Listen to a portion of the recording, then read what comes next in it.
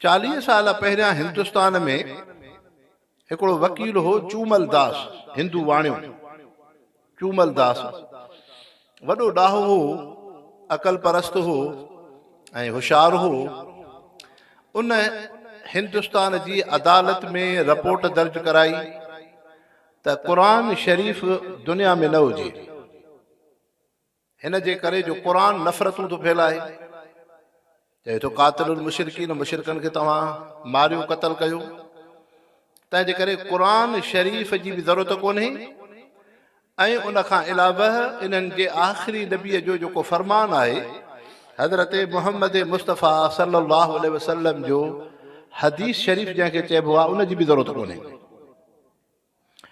त हाणे हिंदुस्तान जी हुकूमत अदलिया परेशान थी त हिन चूमल दास खे छा कयूं, जंहिं वाणे क़ुरान ते, मज़हब इस्लाम ते, उन नबीअ जे हदीस ते एतिराज़ कयो आहे। इंसानो हिकु शइ सम्झो, अल्लाह साईं जेका तव्हां असांखे दिलि ॾिनी आहे, इहा दिलि अल्लाह जो घर आहे। ईमान कलमो इन दिलि में आहे। हज़रत इमाम ग़ज़ाली रहमहुल्लाह था फरमाइनि त इंसान जे दिलि जे खॿे पासे खां शैतान वेहे थो, जंहिं शैतान जो नालो आहे विश्वास, जंहिंजो कमु आहे विस विसा ख़्याल विझणु कुफर जा, गुनाहनि जा। ऐं दिलि जे सॼे पासे खां अल्लाह जी रहमत जो फ़रिश्तो वेहे थो, जंहिं फ़रिश्ते जो नालो आहे मुल्हिम, जेको नेकीअ जो ख़्याल इल्का विझंदो आहे त निमाज़ पढ़, क़ुरान पढ़, रोज़ो रखो, नेक अमल कर, पंहिंजे रब खे यादि कर। त इन जे करे हज़रत इमाम ग़ज़ाली था फरमाइनि, पोइ जेको शैतान इंसान जे दिलि ते वेहे थो, टिनि तरहनि सां शैतान जो हमिलो हूंदो आहे इंसान जे ईमान जे मथां। पहिरियों उन जो हमिलो हूंदो आहे शहवत जे बुनियाद ते, त इंसान खे ख़्वाहिशात, शहवत, औरत सिंगारे ॾींदो, गुनाह बदकारियूं करे। ॿियो शैतान जो हमिलो हूंदो आहे इंसान खे गुस्से कावड़ में उभारे, जो हिन खे कावड़ ॾियाराईंदो त इंसान जो क़तल, चोरी, ज़ुल्म, इहे सभु शयूं गुस्से में इंसान कंदो आहे। टियों शैतान जो हमिलो हूंदो आहे इंसान ते शुबहात, अल्लाह में शक शुबहा, क़ुरान शरीफ़ में शक शुबहा, मुहम्मद मुस्तफ़ा जी ज़ात में शक शुबहा, सहाबिन जे हस्तनि में शक शुबहा, आलिमनि दीनदारनि मदारिसे दीनीअ जे अंदरि शक शुबहा। इहो शैतान जो रस्तो आहे। तंहिंजे करे हिकु शइ सम्झो, ख़्याल गुनाहनि जा अचणु इहा शइ ॾुखी कोन्हे, उन ख़्याल खे पचाइणो न आहे, ज़रूरत इन शइ जी आहे। हे तव्हांजे साम्हूं वॾो रस्तो आहे GT रोड। हाणे इन रोड ते आलिम बि गुज़रे थो, दीनदार बि गुज़रे थो, हाफ़िज़ क़ुरान बि गुज़रे थो, नेक साले बानो ज़िक्र कंदो वञे पियो, को दुरूद शरीफ़ पढ़ंदो वञे पियो, को क़ुरान पाक जी तिलावत कंदो पियो वञे, नेक साले खे अखि ॾिठो। पर इन रस्ते सां वाणियो बि हितां गुज़रंदो, चोर बि हितां गुज़रंदो, गुनहगार बि हितां गुज़रंदो, बदकार बि हितां थो गुज़रे। त पोइ तव्हां असांजी नज़र उन गुनहगार बदकार ते नाहे रखणी, नज़र उन नेक साले दीनदार ते रखणी आहे। त हितां अल्लाह जो प्यारो बानो नेक साले ज़िक्र कंदे, सुन्नत सां, सीरत सां चङो इंसान गुज़रियो। तंहिंजे करे पचाइणो इन शइ खे आहे। बाक़ी जेको बदकार गुनहगार गुज़रियो, उन ख़्याल खे पचाइणो न आहे। त ईअं ई आहे त दिलि में शैतान ख़्वाहिशात जा, अहिड़े तरीक़े सां गुस्से कावड़ जा, शक शुबहनि जा, गुनाहनि जा ख़्याल शैतान आणे थो। पर उन ख़्यालनि, गुनाहनि, बदकारनि जंहिंखे पचाइणो न आहे। ऐं ख़्याल अचणु इहो ॾुखियो न आहे। इहे गुनाहनि जा ख़्याल, शक शुबहा, तव्हां असां कहिड़ी हस्ती आहियूं, 15वीं सदीअ जा गुनाहगार आहियूं या आलिम आहिनि, दीनदार आहिनि, भले हिकिड़ो इंसान क़ुरान शरीफ़ पढ़े, अल्लाह जो ज़िक्र करे ऐं निमाज़ में हुजे, इन खे बि ख़्याल ईंदा। ईअं न आहे त ख़्याल न ईंदा। एतिरे क़दुरु जो सहाबी सगोरा रिज़वानुल्लाह अलैहिम अजमईन, जेके नेकिन जा सरदार आ, इबादत में, तक़वा में, ज़ुहद में, परहेज़गारी में, सहाबी सगोरा जन खे हुज़ूर पाक सल्लल्लाहु अलैहि वसल्लम जी सोबत हुई। चंद तो सहाबी हुज़ूर सल्लल्लाहु अलैहि वसल्लम जी ख़िदमत में आया। साईं अल्लाह जा रसूल, असांजो ईमान बचो हले कोन। पाण सल्लल्लाहु अलैहि वसल्लम फरमायो ख़ैर त आहे, चइसे असांखे ख़्याल ईंदा आहिनि त मन ख़लक़ हाज़ा, हिन खे कंहिं पैदा कयो, ज़मीन खे कंहिं ठाहियो, आसमान खे कंहिं ठाहियो, सिज चंड सितारनि मख़लूक खे कंहिं ठाहियो। पोइ असां जवाबु ॾींदा आहियूं अलाह अलाह से ठाहियो आहे। मोमिन इहो ई जवाबु ॾींदो। वरी सुवाल थींदो आहे मन ख़लक़ अल्लाह, इहे ख़ुदि हदीस पाक जा लफ़्ज़ आहिनि। त शक शुबा पवंदा त अलाह खे कंहिं ठाहियो, अलाह जा मुहांडरा कीअं आहिनि। हिन वक़्त में जंहिं दुनिया में तव्हां असां मुस्लमानो आबाद आहियूं, अव्हां त हिकिड़ो मज़हबी महदूद हिकिड़े तबिक़े सां तालुक़ रखो था। दीनदार हो जो अव्हां ते अहलुल्लाह दीनदारनि जे सोहबत जो अव्हां ते असरु आहे। सुबुह शाम क़ुर जे जलसनि में अचो, अहिड़े तरीक़े सां दीनदारनि सालिहनि सां तालुक़ आहे, वॾी सआदत आहे। लेकिन हिन वक़्त में घणा इंसान अहिड़ा बि रहनि था अक़ल परस्त, जेके नऊज़ बिल्लाह मिन्हा अलाह खे नथा मञनि, क़ुर खे शरीयत खे नथा मञनि। उहे चवनि था असां उनखे मञींदासीं जंहिंखे ॾिसूं, जेका शइ नथा ॾिसूं कीअं मञूं। हाणे अहिड़नि अक़ल परस्तनि इंसाननि खां तव्हां पुछो त भला इंसान जे दुनिया में ज़िंदह आहे त छो ज़िंदह आहे। हिन जे करे जो इंसान में रूह आहे, साहु आहे, साहु आहे तॾहिं ज़िंदह हूं। जॾहिं साहु निकिरे थो, रूह निकिरे थो त इंसान मुर्द आहे, मुअल आहे। पोइ जॾहिं इंसान में ज़िंदगी रूह सां आहे, साह सां आहे, ऐं इन साह खे हर हिकिड़ो इंसान मञे थो, अक़ल परस्त बि मञे थो, दहरियो बि मञे थो, काफ़िर बि मञे थो, मुस्लमान बि मञे थो। हाणे इन अक़ल परस्त दायरे खे चओसि त असांखे इहो साहु ॾेखार। हलो कुझु बि न आहे त हिते पंहिंजे सखी बाबा में वॾा वाणिया आहिनि डॉक्टर, हलूं था उन्हनि खां, तव्हां में ईमान कलमो त न आहे पर असांखे रूह साहु त ॾेखारियो। डॉक्टर हो, सॼी ज़िंदगी तव्हां पढ़ियो, हलो हलंदे हलो वॾा वॾा प्रोफेसर वञी अमेरिका बर्तानिया ताईं वञो, कंहिं हिकिड़े प्रोफेसर वॾे डॉक्टर खे चओ त मूंखे साहु त ॾेखार। त इहो इंसान जे ज़िंदह आहे, उन में साहु आहे। इंसान ते मौत इहो आहे त साहु निकिरे थो, पर मां साहु ॾिसणु थो चाहियां त इहो साहु गैर मुस्लिम इंसान भले दुनिया जी केॾी तरक़ी करे, जहाज़नि में उॾरे, सॼी दुनिया खे मोबाइल जे मुठीअ में बंदि करे, पर इहो इंसान तव्हांखे साहु नथो ॾेखारे सघे। मालूम थियो त इहा शइ आहे पर अखि नथी ॾिसे। तंहिंजे करे अल्लाह वारे चयो आहे, क्यों खुदा ए ज़ात की हस्ती में इबहाम है, हस्त में शुबह नहीं चीज़ त नामालूम है। अल्लाह वारो दरवेश तो चवे, क्यों खुदा ए पाक की ज़ात में इबहाम है। छो अल्लाह जी ज़ात में तव्हांखे शक शुबा पवनि था त अल्लाह आहे अलाए कोन्हे। त पोइ उहो अल्लाह जो दरवेश तो चवे, हस्त में शुबह नहीं, अल्लाह जी ज़ात आहे। जीअं तुंहिंजे मुंहिंजी ज़िंदगी जेको दुनिया में ज़िंदह हूं साहु आहे, त इन साह खे अखि नथी ॾिसे, हस्त में शुबह नहीं चीज़ त नामालूम है। लेकिन साहु कीअं आहे, मुहांडरा कीअं आहिनि। जीअं तोखे मूंखे साह जे शक्ल शबाहत जी ख़बर न आहे, ईअं अल्लाह जी ज़ात आहे, पर अल्लाह जे शक शुबे उन जी शक्ल शबाहत जी ख़बर ई कोन्हे। रब आहे, हर शइ कंहिं न कंहिं शइ ते ॾसु ॾींदी आहे। गिलास पियो आहे, तव्हां असांजो अकुल इन शइ ते आमाद थियो त इन गिलास खे कंहिं ठाहियो आहे। हे मोबाइलूं पई हुन साम्हूं भरिजनि थियूं, इन खे कंहिं ठाहियो आहे। हीअ टेबल आहे, हिन खे कंहिं रखणु ठाहियो आहे। हिन कपिड़े खे कंहिं दर्जीअ, कंहिं इंसान फैक्ट्रीअ में कंहिं ठाहियो आहे। माना का बि शइ अहिड़ी न आहे जेका उन जे ठाहींदड़ सानीअ कारीगर ते दलालत न करे। हर शइ ॿुधाए थी त हिन खे कंहिं न कंहिं ठाहियो आहे। त पोइ हे ज़मीन, हे आसमान, हे सितारा, हे पाणी, हे हवा, हे वण टिण, सला बूटा, इन्हनि खे ज़रूरु इंसान त न ठाहियो आहे। ज़मीन खे, पाणीअ खे, सितारनि खे, दरिया खे इंसान त न ठाहियो। हवा खे, वणनि टिणनि, सलनि बूटनि खे इंसान त नथो ठाहे। का हस्ती आहे जेका उन खे ठाहियो आहे। जंहिं हस्तीअ इन खे ठाहियो आहे उनखे अलाह थो चइजे, उनखे अलाह थो चइजे। तंहिंजे करे मुस्लमानो, वॾे में वॾी दुनिया में जेका नेमत आहे उहा इस्लाम ऐं दीन आहे। इन दीन इंदल्लाह इस्लाम, इस्लाम दीन खां सवाइ अंधेरो आहे। भले माण्हू भला कपिड़ा पाए, दुनिया जे ऐश में हुजे, लज़तुनि में हुजे, लेकिन ईमान ऐं कलमो न अथसि, इस्लाम न अथसि, इहो त बेकार आहे। अहिड़े तरीक़े सां हज़रत अब्दुल्लाह इब्न मसऊद रज़ियल्लाहु अन्हु सहाबी सगोरे खां रिवायत आहे, हुज़ूर पाक सल्लल्लाहु अलैहि वसल्लम फरमायो, इन्नल्लाह युति दुनिया मन युहिब्बहु व मन ला युहिब्ब।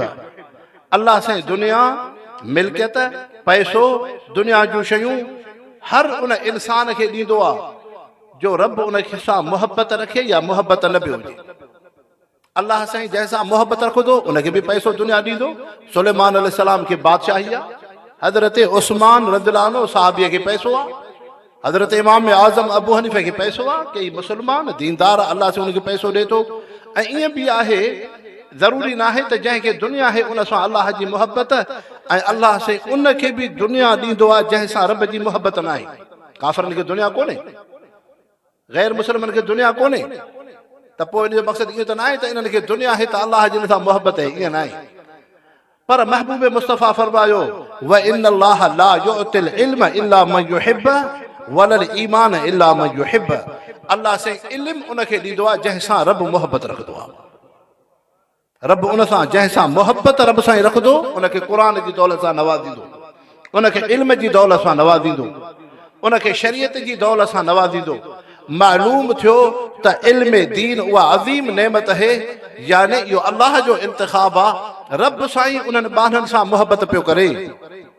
हे ख़ैरुल मदारिस में नंढड़ा नंढड़ा ॿारड़ा इल्म पिया पढ़नि, दीन पिया सिखनि, त बज़ाहिर उन्हनि खे वालिदैन मोकिलियो, लेकिन दरअसल अल्लाह जो इंतिखाब आहे। रब जी मोहब्बत है जो रब करीम इन मासूम ॿारनि सां मोहब्बत रखे थो, तंहिंजे करे अल्लाह से उन्हनि खे क़ुरान इल्म जे लाइ चूंडियो आहे। तंहिंजे करे मुस्लमानो, हिन दुनिया जे ज़िंदगी जो मक़सदु इहे शयूं आहिनि त हिकु ईमान, ॿियो इख़लास, टियों सुन्नत। सभ खां पहिरियों इंसान ईमान आणे, अक़ीदो ईमान। ॿियो आहे सुन्नत जंहिंखे अमल साले चइबो आहे। क़ुरान शरीफ़ जो ख़ुलासो बि इहे टे शयूं आहिनि। हिकु क़ुरान पाक जो मक़सदु अक़ीदो ईमान जंहिंखे तौहीद चइबो आहे। ॿियो क़ुरान जो मक़सदु आहे अमल ऐं शरीयत। रमज़ान जा रोज़ा रखो, ज़कात जो, हज कयो, नमाज़ पढ़ो, क़ुरान पढ़ो, ज़िक्र कयो, निकाह कयो, पाकीज़ह ज़िंदगी गुज़ारियो, रब जी नाफ़रमानी न कयो। क़ुरान पाक जे ज़रिए तव्हां असांखे इहा शइ सम्झ में अचे थी। हाणे मुस्लमानो, अक़ीदो ईमान छा खे चइबो आहे, अमल शरीयत चाहे। हिकिड़े पासे खां त इहा शइ आहे, क़ुरान शरीफ़ उनखे बयानु कयो, रसूलुल्लाह बयानु कयो। लेकिन मुस्लमानो, अमल खां वधीक अहमियत अक़ीदे ईमान जी अथव। जीअं रोज़ा रमज़ान जा अचनि था, तरावीहूं, क़ुरान पढ़णु, ज़िक्र करणु, एतिकाफ़, लैलतुल क़द्र, इहे सभु शयूं भलारी शयूं आहिनि, इहो अमल आहे। लेकिन इन जो सॼो मदार अक़ीदे ईमान ते आहे। इन खां वधीक अहमियत अक़ीदे ईमान जी अथव। अक़ीदे ईमान जी, अक़ीदे ईमान जी क़ीमत तमामु वॾी आहे, हेॾी वॾी आहे। अमल जी क़ीमत हेतिरी अथव। निमाज़ जो सवाबु हेतिरो आहे, क़ुरान पाक जे पढ़ण जो सवाबु हेतिरो आहे, हज रोज़े जो सवाबु हेतिरो आहे, पर अक़ीदो जो सवाबु हेॾो वॾो अथव। मक़सदु छा थियो, यानी जेका जन्नत है, असुल हमेशह आख़िरत जो जेको घर आहे, उन जो ताल्लुक़ अक़ीदे ईमान सां आहे। मन कान आख़िर कलाम ही ला इलाहा इल्लल्लाहु दख़लल जन्नह वल असर इन्नल इंसान लफ़ी ख़ुस्र इल्ला लज़ीना आमनू। इंसान खसारे में आहिनि, हा, जन में ईमान जी दौलत आहे, अक़ीदो आहे, ईमान आहे। त अल्लाह साईं अक़ीदे खे बणायो त सवलो, हालांकि अमल ॾुखियो आहे। कीअं? रमज़ान जा रोज़ा 30-29 ॾींहं रखणा पवंदा, तरावीहूं कलाक घंटो बेहणो पवंदो, हाणे उन बुख खे बर्दाश्त करणो पवंदो। हज जा अहकाम ॾुखिया आहिनि, निमाज़ रोज़ानो पढ़णी आहे, इंसान खे बचड़ा आहिनि, ज़रूरत है, बीमारी आहे, दुनिया जा कम कारियूं आहिनि। हाणे निमाज़ जे वक़्त ते निमाज़ पढ़णी आहे, त अमल ॾुखियो आहे, लेकिन अक़ीदो ॾुखियो न आहे। अक़ीदो हिकिड़ो नज़रियो आहे, हिकिड़ो तसवुर आहे, हिकिड़ो ख़्यालु आहे। पंहिंजे दिलि दिमाग़ में उन ख़्याल खे मज़बूत करणो आहे। आमनतु बिल्लाहि व मलाइकतिही व कुतुबिही व रुसुलिही वल यौमिल आख़िर वल क़द्र ख़ैरिही व शर्रिही मिनल्लाहि ताला। अल्लाह खे नफ़े नुक़सान जो मालिक सम्झां थो। मोहम्मद मुस्तफ़ा अल्लाह जा सचा रसूल आहिनि, फ़रिश्ता रब जा बरहक आहिनि, क़ुरान शरीफ़ रब जो सचो किताब आहे, आख़िरत बरहक आहे, जन्नत जहन्नम बरहक आहे। इहो अक़ीदो ईमान आहे। तंहिंजे करे मुस्लमानो, अक़ीदो ईमान ॾुखियो न आहे, इहो तमामु सवलो आहे। लेकिन अल्लाह साईं जी क़ीमत वॾी रखी जन्नत, लेकिन अमल ॾुखियो। निमाज़, रमज़ान जा रोज़ा, तरावीहूं, ज़िक्र, अज़कार, तस्बीह, तहमीद, पंहिंजो पाण खे गुनाहनि खां बचाइण, शरीयत ते हलणु, लेकिन उन जी क़ीमत रखी अल्लाह साईं जन्नत जूं नेमतूं। हज़रत अब्दुल्लाह इब्न अब्बास रज़ियल्लाहु अन्हुमा खां रिवायत है, गिरासुल जन्नत सुभान अल्लाह अल्हम्दुलिल्लाह ला इलाहा इल्लल्लाह अल्लाहु अकबर। जन्नत जी रौनक, जन्नत जो बागीचो इहे अथव सुभान अल्लाह अल्हम्दुलिल्लाह अल्लाहु अकबर ला इलाहा इल्लल्लाह। नमाज़, रोज़ो, हज, ज़कात इहे जन्नत जा बागीचा आहिनि। क़ुरान पढ़ंदो, ज़िक्र कंदो, तस्बीह कंदो, तहमीद कंदो, तव्हांखे जन्नत में सुठियूं रौनकूं मिलंदियूं। लेकिन असुल जन्नत जो दरवाज़ो खुलंदो कलमे ऐं ईमान सां, अक़ीदे ईमान। इन खां अलावा इख़लास वॾी अहम शइ आहे, यानी दीन जे कमनि में मज़बूत थी रहो। तंहिंजे करे इंसानो इहा दौलत, ईमान जी दौलत, सुन्नत शरीयत जी दौलत, अक़ीदे ईमान जी दौलत, हलाल हराम जी सम्झ, दीन जी सम्झ, इहा तव्हां असांखे हासिल थींदी मदारिस दीनीअ खां। क़ुरान इतां मिलंदो, दीन इतां मिलंदो, शरीयत इतां मिलंदी। पोइ जीअं हिकिड़ो इंसान कंहिं कमरे में वेही दरवाज़ो खोलींदो आहे, दरी खोलींदो आहे, ॾिसंदो आहे ॿाहिरि झाती पाईंदो आहे त छा आहे, यार ॿाहिरि त वॾो शहर आहे, वॾो रोड आहे, माण्हू घुमनि फिरनि था, ढोर ढगा जानवर आहिनि। ओ जीअं इंसान इहो कमरे में बंदि वेठो आहे, हिनखे काई ख़बर कोन्हे। जॾहिं दरवाज़ो खोलंदो, दरी खोलंदी, उनखे ख़बर पवंदी। तंहिंजे करे जॾहिं मुस्लमान इल्म दीन हासिल थो करे, क़ुरान थो पढ़े, इल्म थो पढ़े, इहा आहे हिकिड़े अल्लाह जे मख़लूक दुनिया जे ऐं मक़सद हयात जी सुञाण जो हिकिड़ो दरवाज़ो आहे। जॾहिं इंसान क़ुरान सां तालुक़ु रखियो, मुहम्मद मुस्तफ़ा जे हदीस सां तालुक़ु रखियईं, दीन इस्लाम सां तालुक़ु रखियईं, हाणे इल्मु पढ़ियो त हाणे इनखे हिकिड़ी दरी खुली पई। हाणे इन्हनि आलमनि दीनदारनि खे ख़बर पवंदी ॿाहिरि त हीअ शइ कुफ़्र आहे, हीअ शइ ईमान आहे, हीअ शइ अल्लाह जी इताअत आहे, हीअ शइ नाफ़रमानी आहे, हे जन्नत जो रस्तो आहे, जहन्नम जो रस्तो आहे, हीअ शइ हलाल आहे, हीअ शइ हराम आहे। इहा तोखे मूंखे सुञाण थींदी क़ुरान हदीस दीन जे दरवाज़े ज़रिए सां। तंहिंजे करे इल्म दीन वॾे में वॾी नेमत थी, इल्म वॾे में वॾी नेमत आहे। तंहिंजे करे मुस्लमानो, अल्लाह करीम तव्हां असांखे इन इल्म जी दौलत सां हमेशह आबाद फरमाए। ऐं मुस्लमानो, हे बर्रे सग़ीर जो ख़ितो जंहिंखे अल्लाह साईं दीन जे करे चूंडियो हो, जॾहिं बर्तानिया खां अंग्रेज़ मनहूस हिते आयो, ऐं उन वक़्त में अंग्रेज़ वटि बर्तानिया में बैंक जो निज़ाम हो, अमानतूं बैंक में रखबियूं, सोन चांदी रुपयो पैसो बैंक में रखिजे।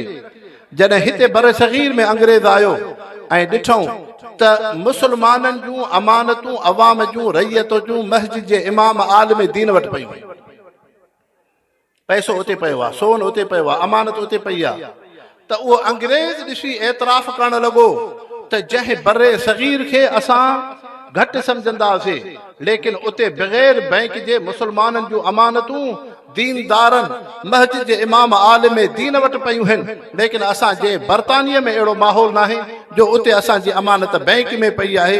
मालूम थियो त दीन ईमान वॾे में वॾी नेमत आहे, ईमान वॾे में वॾी नेमत आहे। तंहिंजे करे अल्लाह साईं इन मदारिस दीनीअ खे हमेशह आबाद फरमाए। रब साईं तव्हां असांखे इन दीन सां हमेशह आबाद फरमाए। त मुस्लमानो, अकुल खां वधीक क़ुरान शरीफ़ आहे, अल्लाह जो वहयु पाक आहे। हलो, यूरोप जा अंग्रेज़ आहिनि, गैर मुस्लिम आहिनि, जहाज़ में घुमनि था, दुनिया जे आइश लज़तुनि में आहिनि। उन जे मदे मुक़ाबिल पन्नो आकल जे ख़ैरुल मदारिस जे महले में हिकिड़ो मुस्लमान वेठो आहे, झूपड़ी छपरी अॾे करे, लेकिन हिन जी सोच, हिन जी ज़िंदगी उन अंग्रेज़ खां भली आहे। छो? वो भले जहाज़ में उॾरे थो, दुनिया जे आइश लज़त में आहे, लेकिन उन जे मदे मुक़ाबिल जेको ख़ैरुल मदारिस मदरसे जे भिक सां झूपड़ी में मुस्लमान रहे थो, क़ुरान थो पढ़े, नमाज़ थो पढ़े, रमज़ान जा रोज़ा थो रखे, नेक अमल थो करे, हिन जी सोच, हिन जी ज़िंदगी उन खां वधीक आहे। कीअं? हे तव्हांजो जलसे जो पिंडाल आहे, जलसे जो पिंडाल एसि ताईं महदूद आहे। तंहिंजे करे गैर मुस्लिम दहरे इंसान जी ज़िंदगी इन दुनिया ताईं आहे, उनखे क़ब्र जे जहान जी काई ख़बर कोन्हे त क़ब्र बि आहे, नेक अमल जो छा फ़ाइदो आहे, गुनाहनि जो छा नुक़सान आहे। उन खां पुछोसि आख़िरत छा आहे, का ख़बर कोन्हे, जन्नत जी उनखे ख़बर कोन्हे, जहन्नम जी उनखे सुञाण नाहे। तंहिंजे करे तव्हां असां मुस्लमान, दुनिया पैसो त नाहे, लेकिन ईमान जी दौलत आहे, क़ुरान जी नेमत आहे, दीन जी नेमत आहे। अल्लाह साईं तव्हां असांखे इहा सम्झ ॾिनी आहे। सुबुह जो उथी थधे पाणीअ सां वुज़ू करे रब जो सजदो था कयूं। हाणे रमज़ान शरीफ़ ईंदो, रोज़ा रखंदासीं, रब खे राज़ी कबो, नेक अमल कबा। बाबा तव्हांजे हिन स्टाप ते हिकिड़ो माण्हू वेठो हुजे ऐं मौलाना इस्माइल साहब हिकिड़े शख़्स खे ॾिसे थो, रोज़ानो मोटर साइकिल ते वञे थो, हितां हीअं अॻिते दौदले जे पासे ॾे, हाणे 30 ॾींहं ईअं थिया मोटरसाइकिल ते वञे थो मींहं में उस में गर्मीअ में लेकिन हिन खे मौली साहब ॾिसी चयो त यार तूं त वॾो बेवकूफ़ आहे तूं मोटरसाइकिल ते गुज़रंदो आहे तुंहिंजे मोटरसाइकिल में न अंब पिया आहिनि न फल फ्रूट आहे न का सब्ज़ी आहे तोखे कॾहिं मींहं में ॾिसंदो आहे कॾहिं गर्मीअ में कॾहिं उस में तूं त बेवकूफ़ आहे हथे ख़ाली वञे थो हथे ख़ाली मोटे थो इहो छा चवंदो न बाबा इहे 29 ॾींहं मुंहिंजा इहे आहिनि जॾहिं पहिरीं थींदी न मूंखे 50,000 पघार मिलंदी पोइ मां घरु ठाहींदुमि पोइ मुंहिंजा बचड़ा ख़ुशि हूंदा पोइ मुंहिंजी शादी थींदी मुंहिंजा बचड़ा ख़ुशि थींदा हाणे इहो इंसानु 29 ॾींहं मिटी खे गिरदो गुबार खे उस खे गर्मीअ खे बारिश खे बर्दाश्त थो करे हिन खे यकीन आहे त पहिरीं तारीख़ ते मूंखे पघार मिलंदी